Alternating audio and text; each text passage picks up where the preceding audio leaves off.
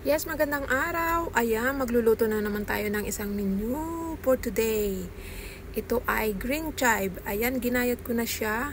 Hindi ko napakita yung kahabaan ng green chive. Para lang siyang spring onion, dahon ng sibuyas.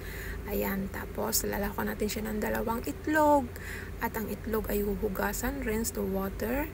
Ayan, pati ang bowl, hugasan natin. Then, i-break natin si egg. And before before breaking, mag-commercial muna tayo. Ayan, ilamas-lamas ang itlog para daw tumigas. Para basagin. Ayan.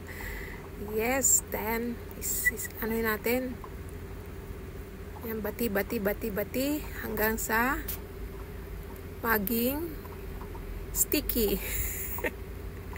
O yan, nilagyan ko siya ng kaunting asin. Ayan, may asin din siya. Ayan, tapos,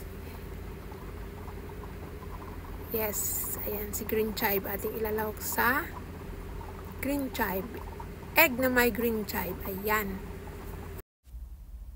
Yes, ayan, may mainit tayong kawali. Nilagyan ko ng mantika at igigisa muna natin persi green chive. Ayan, ipapry lang natin ng konti para lang siya ay magkaroon ng konting lasa dyan. Lalagyan din natin siya ng konting seasoning.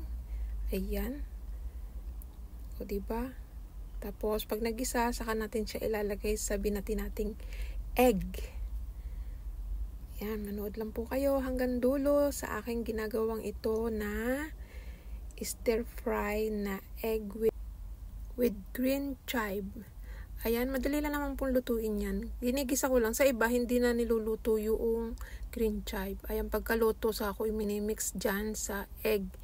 Para naman hindi siya yung parang hilaw ba. Kasi madaling lutuin ang itlog.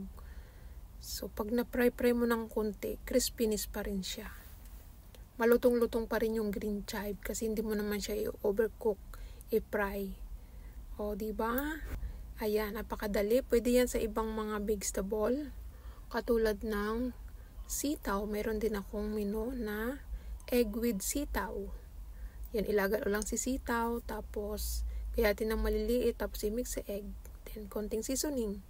Ayan, saka natin siya ipapry. O, yung pinagisahan kong kawali, pupunasan lang ng konti, then lagyan ng mantika. Medyo madami-dami na siya ngayong mantika kasi ganun talaga sa egg. At, ayan na nga po, igigisa na natin. Yes, ipapan-fry na. Pwede rin siyang gawing parang pancake. Pwede rin ganyan, paikot-ikutin lang, parang scramble egg. Yes, you see? Diba, very easy. Ganun din ang ginawa ko sa sitaw. So, iba-ibang klase ang pwedeng ilahok sa itlog. Pwede rin ang karne, pwede rin ang seafoods, katulad ng shrimp. Ayan, binabalatan ko ang shrimp, tapos iluluto muna ng konti, tapos ilalagay sa itlog. Yun na.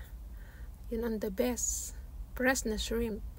Ayan, ang aking green chive with egg. Ayan. So, yan, maluluto na ang ating green chive with egg or egg with green chive.